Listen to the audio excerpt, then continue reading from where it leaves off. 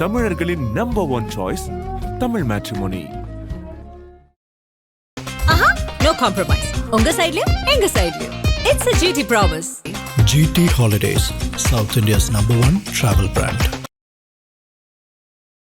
ஈரானுக்கு எதிரான போர்ல அமெரிக்கா நாங்கள் வெற்றி பெற்று விட்டோம். ட்ரம்ப் ஒரு 13 செகண்ட்ல 5 தடவை ஈரானுக்கு எதிராக வெற்றிங்கிற விஷயத்தை தொடர்ச்சியா சொல்லியிருக்காரு. பொதுவாக வெற்றியடைந்தவர்கள் தான் வெற்றியடைந்தோம் என்று சொல்வதே கிடையாது. அப்போ இது யாருக்கான வெற்றி அப்படிங்கிறத ட்ரம்ப் சொல்லாமலே உலக மக்கள் புரிந்து கொண்டு விட்டார்கள். ட்ரம்ப் என்ன சொல்றாருன்னா, நீ அடிக்கிறதுக்கு ஒன்றும் இல்லை, அடிச்சாச்சு அவனை நாங்கள் நிறுத்துறோம்.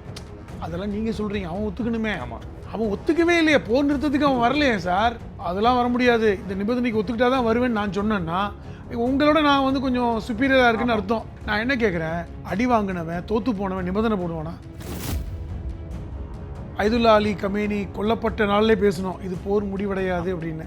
ஆனால் அமெரிக்கா ட்ரம்ப் சொன்னார், இல்லை இன்னும் 48 மணி நேரத்தில் நான் நினைத்தால் நிறுத்தி விடுவேன் போகிறேன் அப்படின்னாரு. இப்போ அவர் நினைத்தாலும் நிறுத்த முடியாத இடத்துல தான் போர் இருக்குது. ஈரானுடைய அந்த கடலில் தொடர்ந்து கப்பல்கள் தாக்கப்பட்டு வருது. இப்போ யுத்தம் நிலத்தை விட்டுட்டு கடலுக்கு வந்துருச்சு. அயதுல்லா அலி கமேனியுடைய மனைவி, அதாவது முஜ்தபா அலி கமேனியுடைய அம்மாவும் இறந்திருக்காங்க அந்த தாக்குதலில். இந்த முஜ்தபா அலி கமேனியுடைய மனைவி கொல்லப்பட்டிருக்காங்க, அவருடைய சகோதரி கொல்லப்பட்டிருக்காங்க, இவருடைய மகன் கொல்லப்பட்டிருக்காரு. இத்தனை பேரை ஒரே சமயத்தில் ஒருத்தர் இழந்தா அவன் ஒன்றும் பயங்கர கோவக்காரனா மாறுவான். இத்தனை இழந்து விட்டு அவரை கொண்டு இன்னைக்கு தலைவராக்கியிருக்காங்கன்னா அவர் எத்தனை கடுங்கோபத்தில் இருக்கலாம். அப்போ எந்த எல்லைக்கும் போக முடியல. ஹார்மோஸ் மூடிவிட்டால் கிட்டத்தட்ட 70% நமக்கு எண்ணெய் வரத்து அடிபட்டு போகும். ஸோ எப்படி கூட்டி கழிச்சு பார்த்தாலும் 1 மாதம் தாக்கு பிடிக்கிற அளவுக்கு தான் நமக்கு இருக்கும். 1 மாதத்துக்குள்ள போர் முடிய வாய்ப்பு இருக்கா சார்? பெட்ரோலாவது நமக்கு 1 மாதம் தாக்கு பிடிக்கிற அளவுக்கு இருக்கு, பயப்பட தேவையில்லை. ஆனால் கேஸை நம்ம இங்கே பாதுகாத்து வைக்க முடியாது. அது இன்னுமே ஒரு 10 நாள் தாண்டிச்சுன்னா ரொம்ப கடினம் தான். ட்ரம்புடைய உத்தரவு அங்கிருந்து 17 கோடி கச்சா எண்ணெய் உடைக்கப்பட்டு இன்னைக்கு எடுத்திருக்கு. அப்போ என்ன அர்த்தம்? அமெரிக்காலையும் எண்ணெய் தட்டுப்பாடு. இப்போ நீங்கள் கேட்கலாம், வெனின்சுலான்னு ஒரு நாட்டை பிடிச்சாங்களே, அதில் தான் உலகத்திலே அதிகமான எண்ணெய் வளம். அஃப்கோர்ஸ் வெனின்சுவேலால அந்த ஆற்றுப்படுகையில் கச்சா எண்ணெய் இருக்கு. ஆனால் அது எடுக்கக்கூடிய ப்ராசஸ் முடிவதற்கு இன்னும் 5 வருடம் ஆகுன்றாங்க. அமெரிக்கா இப்போ முட்டுச்சந்தில் நிற்கிறாங்க போல இருக்கே. இல்லை, முட்டுச்சந்தை விட மோசமாக நிற்கிறாங்க. இப்போ புட்டினுடைய கையில் இருக்கு போர் நிறுத்தம் ஈரானை சரி பண்ண முடியுமா? புட்டின் தெளிவாக சொல்லிட்டாரு, தலையிட முடியாது. ஏனென்றால் புட்டினும் சீனாவுடைய அதிபரும் ஈரானில் பேஸ் அமைக்கிறது ரொம்ப நாளாக திட்டம் போட்டு இருந்தாங்க.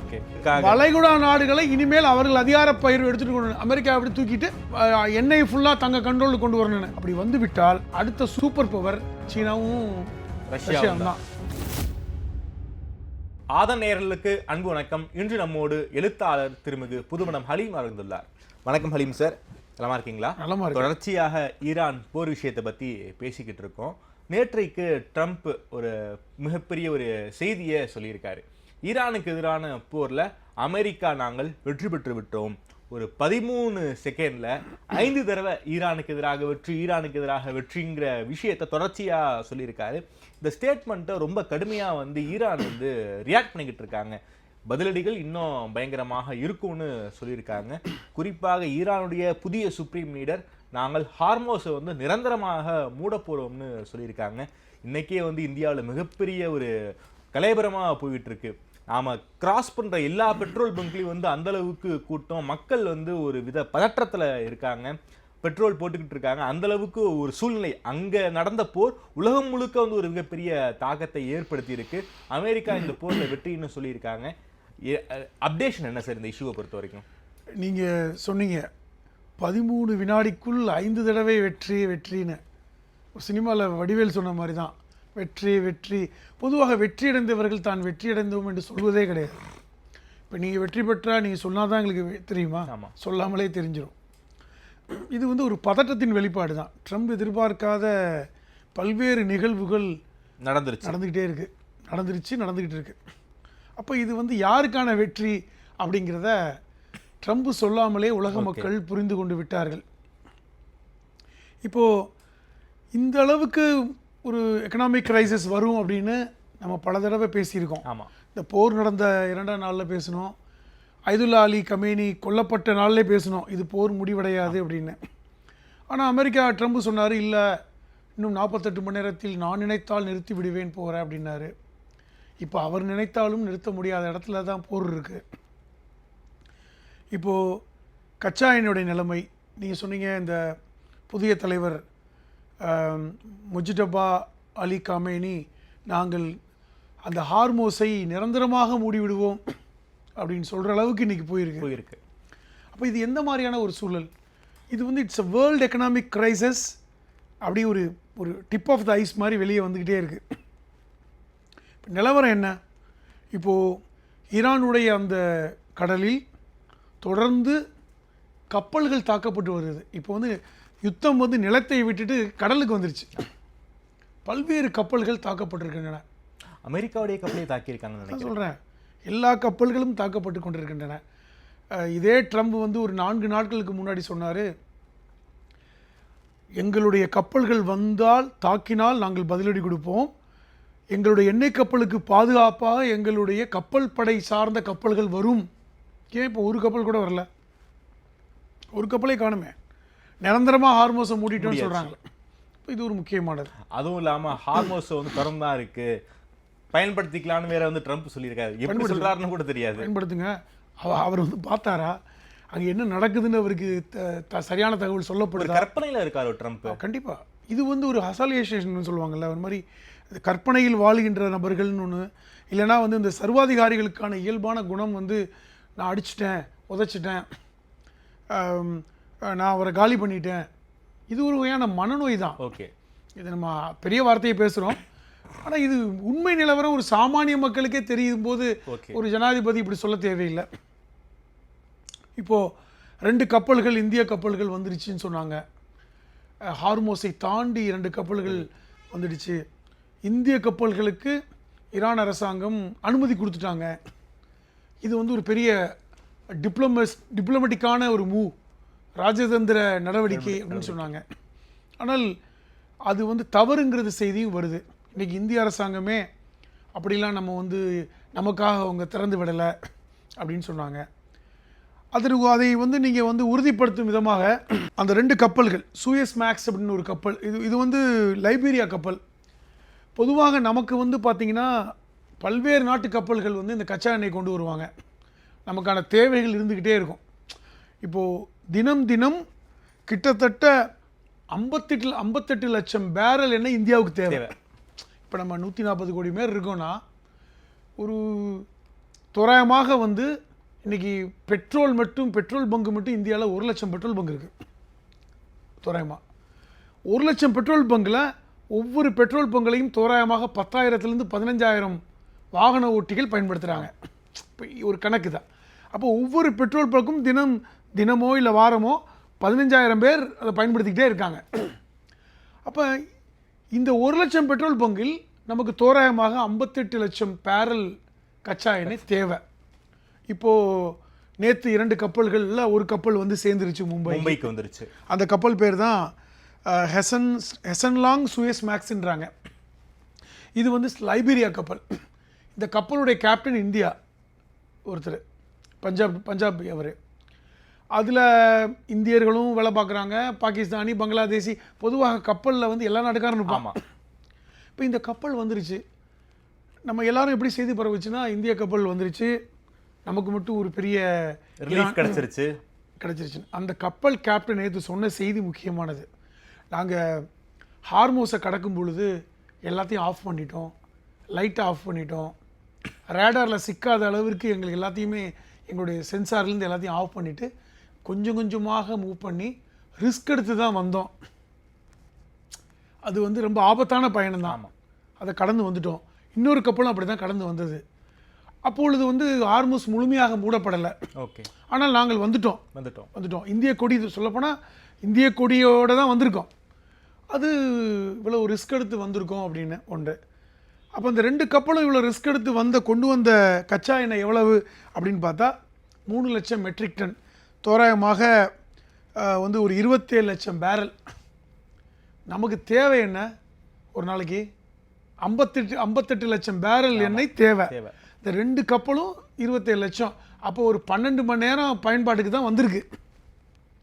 இப்போ நம்ம அரசாங்கம் பயப்பட வேண்டாம், நம்ம பேனிக் ஆக வேண்டாம். நம்ம வந்து நம்மளுடைய நோக்கம் வந்து வியூவர்ஸை பேனிக் ஆக்குறது இல்லை. நமக்கு ஸ்டாக் இருக்குது. பொதுவாக நம்ம இந்தியாவில் 10 கோடி பேரல் எண்ணெய் எப்பொழுதுமே ஸ்டாக் இருக்கும். தோராயமாக எப்போ பூமிக்கடியில் சேமிச்சு நம்ம வச்சுருப்போம். அதுதான் வச்சுக்க முடியும். அது எத்தனை நாளைக்கு இருக்கும்? ஒரு 20 நாள் தாக்கு பிடிக்கும். ஆனால் தினம் தினம் நமக்கு வந்துக்கிட்டே இருக்கணும். ஆமாம். இப்போ நீங்கள் கூட சொன்னீங்க, இப்போ வந்து மேற்காசிய நாடுகள்லேருந்து நிறையா வாங்கிட்டு இருக்கோம். இப்போ பிரச்சனை பல்வேறு இடங்களில் நம்ம பேசிகிட்டு இருக்கோம். அரசு சொன்னாங்க இனி பயப்பட வேண்டாம்னு. அஃப்கோர்ஸ் பயப்பட வேண்டாம். ஆனால் நம்முடைய 80 விழுக்காடு எண்ணெய் எங்கேருந்து வந்தது? மேற்காசிய நாடுகள்லேருந்து தான் வாங்கிட்டு இருந்தோம். ரஷ்ய எண்ணெய் கூட எங்கேருந்து வந்தது? ஹார்மோஸ் வழியாக தான் வந்தாகணும். உங்களுக்கு ரஷ்யாவிலேருந்து நேரடியாக வர முடியாது, ஹார்மோஸ் வழியாக தான் வரணும். அப்போ அதை தாண்டி ஒரு 30லேருந்து 40 விழுக்காடு தான் ஹார்மோஸ் இல்லாமல் வேறு பக்கத்துலேருந்து நம்ம தருவிச்சிட்டு இருப்போம். இப்போது ஹார்மோஸ் மூடிவிட்டால் கிட்டத்தட்ட 70% நமக்கு எண்ணெய் வரத்து அடிபட்டு போகும். தாக்கு பிடிக்கிறது 20 நாள், கொஞ்சம் கொஞ்சமாக வருது. ஸோ எப்படி கூட்டி கழித்து பார்த்தாலும் 1 மாதம் தாக்கு பிடிக்கிற அளவுக்கு தான் நமக்கு இருக்கும். இந்த 1 மாத காலத்துக்குள் ஒரு முடிவு ஏற்பட்டால் தான் சரியாகும். 1 மாதத்துக்குள்ளே போர் முடிய வாய்ப்பு இருக்கா சார்? ஏன்னா இன்னைக்கே வந்து சென்னையில் பெரும்பான்மையான ஹோட்டல்ஸை மூடிட்டாங்க, டீ கடைகளை மூடிட்டாங்க. அந்த அளவுக்கு தான் நிலவரம் போயிட்டு இருக்கு. இன்னும் போர் நீடித்தா ஒரு கோவிட் காலத்துல நாம வந்து எப்படி இருந்தோமோ அந்த நிலையை நோக்கி தான் நாம போவோம் அப்படிங்கிற சிக்னல்ஸ் இப்பவே தெரியுது சார். கோவிட் காலத்துல இந்த எண்ணெய் பிரச்சனை இருந்ததா? இல்ல. கோவிட் காலத்துல பெட்ரோல் போடுறதுக்கு பிரச்சனை இருந்ததா? இல்ல. கோவிட் காலத்துல சிலிண்டருக்கு பிரச்சனை இருந்ததா? இல்லையே. வீட்டில் உட்காந்து சமைச்சு சாப்பிட்டு உட்காந்துருந்தோமே. காய்கறி பிரச்சனைகள் இருந்தது, போய் வாங்கினோம், ஏதோ அரிசியை வச்சு சமாளிக்க முடிஞ்சது. இப்போ நீங்கள் பெட்ரோலும் கேஸும் இல்லைன்னா எப்படி சமாளிப்பீங்க? விறகடுப்பில் வச்சு தான் பண்ணணும். பெருவாரியான 5 ஸ்டார் ஹோட்டல்ஸ்லாம் இன்றைக்கி விறகடுப்புக்கு போயிட்டாங்க. கிராமத்தில் பிரச்சனை இல்லைங்க. கிராமத்தில் அடிப்படையில் விறகடுப்பு வச்சு பழக்கம் இருக்குது. சிட்டியில் உள்ளவங்களுக்கு தான் பிரச்சனை. இன்றைக்கும் பாருங்கள், பெருவாரியான யூனிவர்சிட்டிஸ் லீவ் விட்டாங்க. இன்றைக்கி எந்த யூனிவர்சிட்டியும் காலேஜஸும் கிடையாது. மருத்துவக் கல்லூரி யூனிவர்சிட்டிஸ், பெரிய பெரிய யூனிவர்சிட்டிஸ்லாம் ஏன் விட்டுட்டாங்க? ஹாஸ்டலில் அவங்களுக்கு சிலிண்டர் கேஸ் கிடையாது, போக்குவரத்துக்கு பேருந்துக்கு டீசல் வேணும். அதுக்கு வீட்டில் உட்காந்து ஒர்க் ஃப்ரம் ஹோம் மாதிரி ஒர்க் ஃப்ரம் அந்த ஆன்லைன் கிளாஸஸ் ஆரம்பிச்சிட்டாங்க. ஏன் ஆரம்பிச்சிருக்காங்க?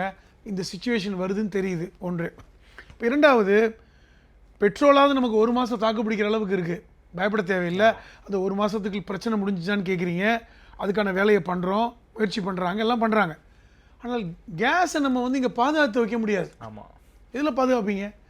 நீங்கள் உங்களை பாதுகாக்கிறதுக்கு எதுவுமே இல்லையே. அது வர வர கொடுத்துக்கிட்டு இருக்கணும். அது உங்களுக்கு தினமும் கப்பல் வரணும். அந்த மாதிரி கண்டிஷன்ஸ் தான் நம்ம இருக்கிறோம். அப்போ தொடர்ச்சியாக இந்த மாதிரி போச்சுன்னா இப்போ சிலிண்டர் தட்டுப்பாடு வருது. அது இன்னுமே ஒரு 10 நாள் தாண்டிச்சுன்னா ரொம்ப கடினம் தான். அதனால தான் இன்றைக்கி வந்து இண்டக்ஷன் ஸ்டவ் போகிறாங்க, விறகடுப்புக்கு போகிறாங்க, பல்வேறு இது. இன்னும் சொல்லப்போனால் சில இடங்களில் மின்சாரம் தயாரிப்புக்கே கேஸ் வேணுன்றாங்க. ஆமாம். அப்போ அது ப்ராப்ளம் வரும். நம்ம பயப்படலை, தில்லாக இருக்கோம், தைரியமாக இருக்கோம்லாம் சரிதான். ஏதோ ஒரு வகையில் நம்ம வாழ்ந்துடலாம், பிரெட்டையும் பண்ணையும் சாப்பிட்டாது வாழ்ந்துடலாம், அது ஒன்றும் பிரச்சனை இல்லை. அந்த பிரெட்டையும் பண்ணையும் செய்யறதுக்கே கூட கேஸ் வேணும்ல சார். அதான் பச்சை காய்கறிகளை சாப்பிட்டுட்டு வாழ்ந்துடலான்னு வைங்க. ஆனால் ரொம்ப கடினம் தானே, கடினமான சூழல். இப்போது அமெரிக்காவுக்கு இது பாதிப்பு இல்லையானா அமெரிக்காவுக்கும் பாதிப்பு தான். இப்போ நீங்கள் அமெரிக்காவில் நம்ம வந்து ஒரு 10 கோடி பேரல் எண்ணெயை பாதுகாக்கிற கெப்பாசிட்டி நம்ம வச்சுருக்கோம். அமெரிக்காவில் 40 கோடி பேரல் எப்பவுமே ஸ்டாக் இருக்கும். ஓகே. அவங்களுடைய சிஸ்டத்தில் 40 கோடி பேரல் எண்ணெய் ஒரு எஃப்டி மாதிரி வச்சுருப்பாங்க. அதை உடைக்கவே மாட்டாங்க, எப்பவுமே இருக்கும், ஸ்டாக்ல இருந்துக்கிட்டே இருக்கும். ஏன்னா ஒரு அன்சர்டனிட்டியான சிச்சுவேஷன் இல்லை வந்து ஒன்றுமே பண்ண முடியாத இடத்துல எடுப்பாங்க. அதான் இது வரைக்கும் அது கடந்த பல வருடங்களில் அது வந்து பெருசாக உடைக்கப்படலை. எடுத்தாலும் திருப்பி வச்சுருவாங்க. ஓகே. இப்போ நேற்று ட்ரம்புடைய உத்தரவு அங்கிருந்து 17 கோடி கச்சா எண்ணெய் உடைக்கப்பட்டு இன்றைக்கி எடுத்திருக்கு. ஓகே. அப்போ என்ன அர்த்தம்? அமெரிக்காலையும் எண்ணெய் தட்டுப்பாடு.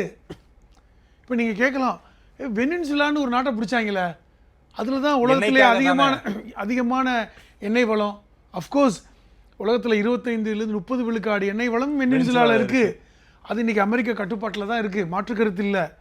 அதில் என்ன பிரச்சனைனா, அந்த ட்ரம்புக்கே தெரியாத ஒரு விஷயம் என்ன பிரச்சனைனா, அல்லது அவருக்கு தவறான தகவல் கொடுத்துட்டாங்களா, வெனின்சுவேலாவில் அந்த ஆற்றுப்படுகையில் கச்சா எண்ணெய் இருக்குது. ஆனால் அது எடுக்கக்கூடிய ப்ராசஸ் முடிவதற்கு இன்னும் 5 வருடம் ஆகுன்றாங்க. இது அதை பிடிச்சும் பிரயோஜனம் இல்லை. இப்போ ஆரம்பிச்சு இந்த ப்ராசஸ் முடிகிறதுக்கு ஒரு 5 வருஷம் ஆகும். 5 வருஷம் ட்ரம்ப்போட டென்யூரே முடிஞ்சிடும்.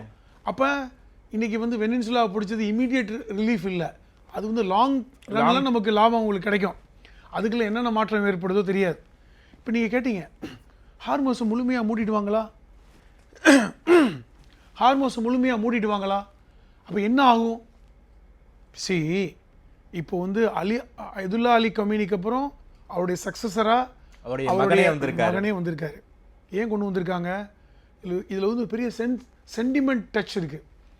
இப்போது ஈரானில் வந்து 80 பேர் கொண்ட கவுன்சில் இருக்குது, அதில் 8 பேர் கொண்ட உயர்மட்ட கவுன்சில் இருக்குது. இவங்க தான் ஆட்சி பண்ணுறாங்க, அதில் ஒருத்தர் தான் வரணும். ஆனால் இந்த உயர்மட்ட கவுன்சிலே இல்லாத 80 பேர் கொண்ட கவுன்சில் இருக்கார், இல்லாத ஒருத்தர் தான் முஜ்தபா அலி கமீனி. அவர் சுப்ரீம் லீடருடைய மகன் என்கிற அடிப்படையில் அவர் இருந்தார். அவர் ஏன் கொண்டு வந்திருக்காங்க? இன்றைக்கி வந்து அவரை கொண்டு வர வேண்டிய கட்டாயத்தில் ஈரான் இருக்கிறது. இப்போ ஈரான் மக்கள் கிளர்ச்சி பண்ணாங்க, பெரிய கிளர்ச்சி நடந்தது. ஆமாம், உள்நாட்டு கிளர்ச்சி. அந்த கிளர்ச்சியை தூண்டிவிட்டதே அமெரிக்கான்னாங்க. அந்த கிளர்ச்சியால் வந்து ஒரு ஆட்சி மாற்றம் ஏற்பட்டுரும், நாங்கள் உள்ளே வந்து எங்கள் அமெரிக்க ராணுவம் உள்ளே வந்துச்சுன்னா உங்களுக்கு ஆட்சி மாற்றம். ஆனால் அய்துல்லா அலி கமீனி கொல்லப்பட்டதுக்கப்புறம் அந்த சூழ்நிலை மாறிவிட்டது. நம்ம தலைவரை கொண்டுட்டாங்களே, அமெரிக்காவை கேட்கக்கூடாதுன்னு ஒன்று. இன்றைக்கி இதை ஈடுகட்டும் விதமாக இன்றைக்கி முஜ்தபா அலி கமீனியை கொண்டு வந்து இன்றைக்கி மக்கள் மத்தியில் ஒரு எமோஷனல் கனெக்டை கொண்டு வந்துட்டாங்க. ஏன் அய்துல்லா அலி கமீனி மட்டும் கொல்லப்படலை, அய்துல்லா அலி கமீனுடைய மனைவி, அதாவது முஜ்தபா அலி கமீனுடைய அம்மாவும் இறந்துருக்காங்க அந்த தாக்குதலில். இந்த முஜ்தபா அலி கமீனுடைய மனைவி கொல்லப்பட்டிருக்காங்க, அவருடைய சகோதரி கொல்லப்பட்டிருக்காங்க, இவருடைய மகன் கொல்லப்பட்டிருக்கார். அப்போ ஒரு குடும்பத்தில் தந்தை, தாய், மனைவி, சகோதரி, மகன், இத்தனை இழப்புகளை ஒரு குடும்பத்தில் ஒருத்தர் சந்திக்கிறாருன்னு வைங்களேன், அவருடைய மனநிலை எப்படி இருக்கும்? சாதாரணமாக யோசிச்சு பாருங்க. இத்தனை பேரை ஒரே சமயத்தில் ஒருத்தர் இழந்தா அவன் ஒன்றும் பயங்கர கோவக்காரனாக மாறுவான், ஒரு ஸ்ட்ரெஸ்ஃபுல் பர்சனாக மாறிடுவான்.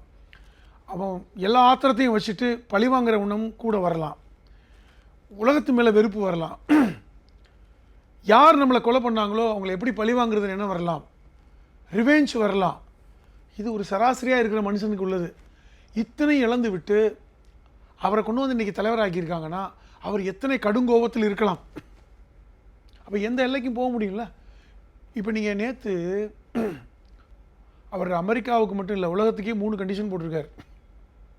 இப்போ இவங்க சொல்கிறாங்கல்ல, அமெரிக்கா என்ன சொல்கிறாங்க, ஈரானை அழித்து விட்டோம், இனிமேல் ஒன்றும் இல்லைங்க, அவன் பாவம். அப்போ பாவம்னா உள்ளே போய் ஆட்சி மாற்றத்தை ஏற்படுத்த வேண்டியது தானே.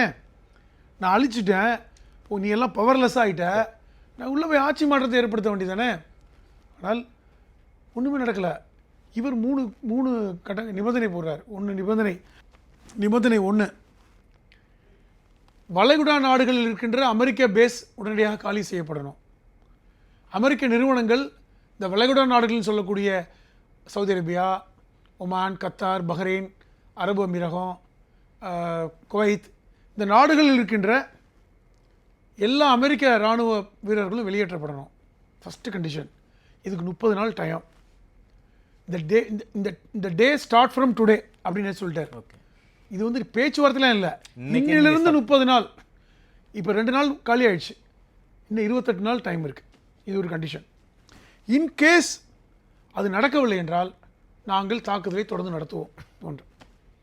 2வது ஒரு கண்டிஷன், முக்கியமான கண்டிஷன் என்னென்னா, 1979 ஈரான் மேலே பொருளாதார தடையை அமெரிக்கா விதித்தாங்க.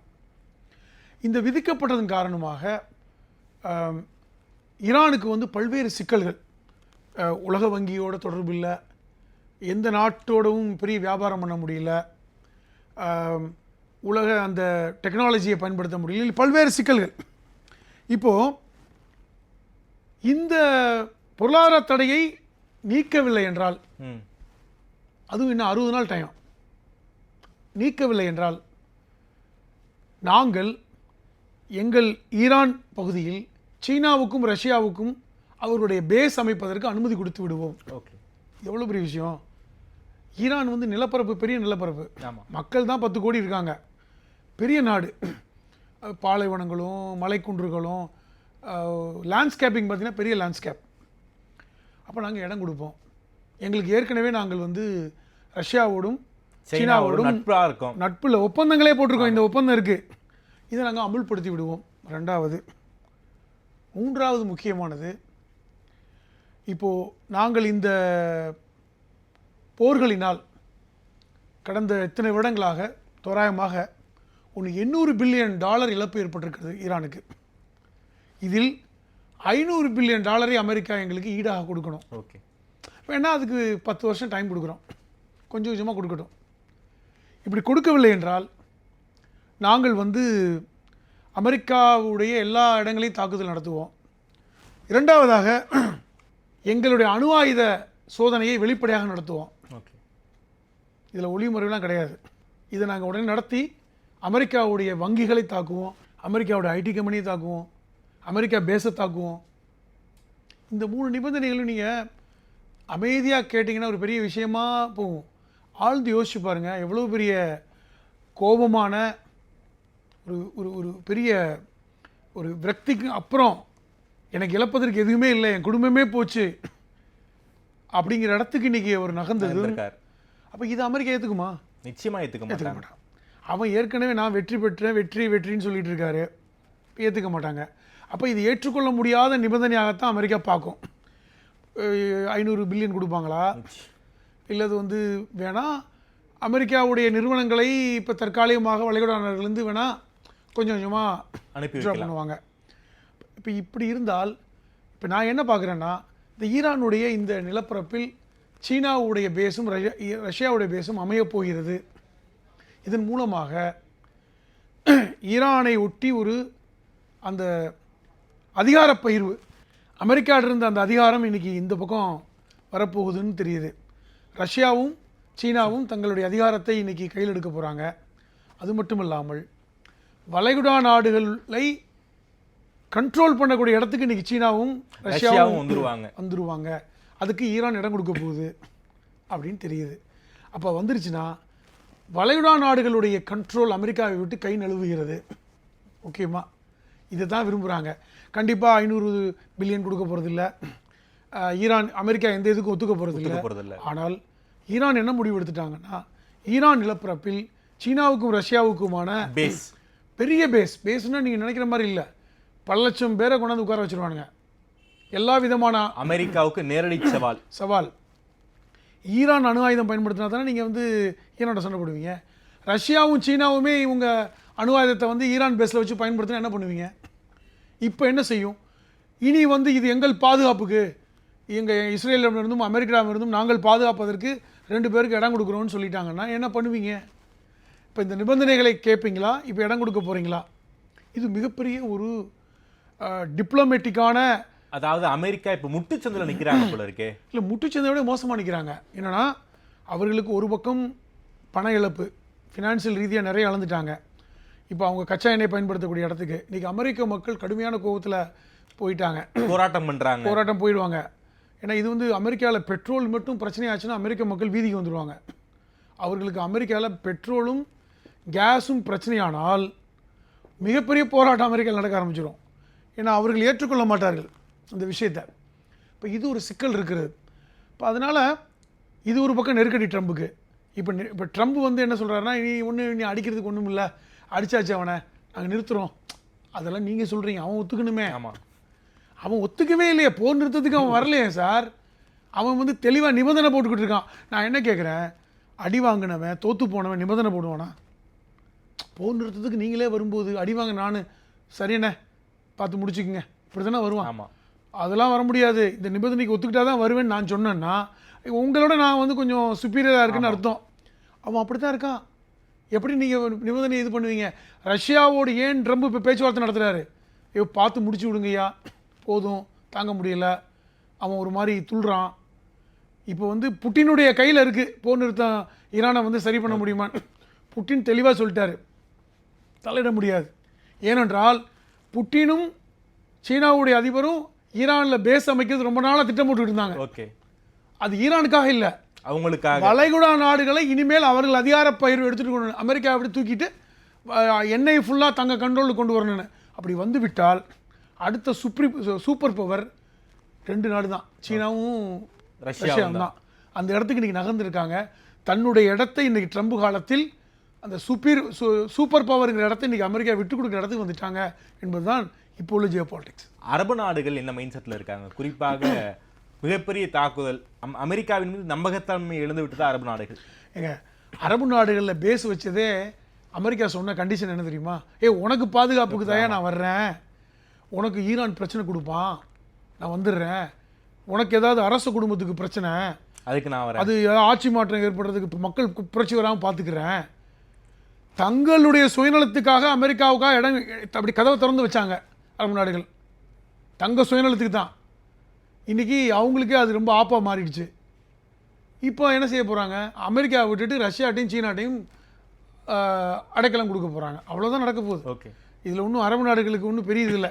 இன்னொன்று, அமெரிக்காவை நம்பினது வேஸ்ட்டு, நம்ம ஈரானையும் நம்பியிருக்கலாம். ஓகே, இதுதான் நமக்கு பக்கத்தில் இருக்கிற நாடு, தேவையில்லாமல் 1000 கிலோமீட்டர் தூரம் இருக்கிற அமெரிக்காவை நம்பினது தான் தவறு, அவன் வந்து இஸ்ரேலுக்கான ஆள் அப்படி என்பதை ரொம்ப லேட்டாக புரிஞ்சுருக்காங்க. அதனால் இன்னைக்கு வளைவு நாடுகளில் அமெரிக்காவோட எந்த விஷயமும் செல்லுபடி ஆகாது. அமெரிக்காவில் இருக்கின்ற பல்வேறு இப்போ வந்து 4.7 ட்ரில்லியன் இன்வெஸ்ட்மெண்ட் எடுத்திருக்காங்க, வித்ட்ரா பண்ணிட்டாங்க.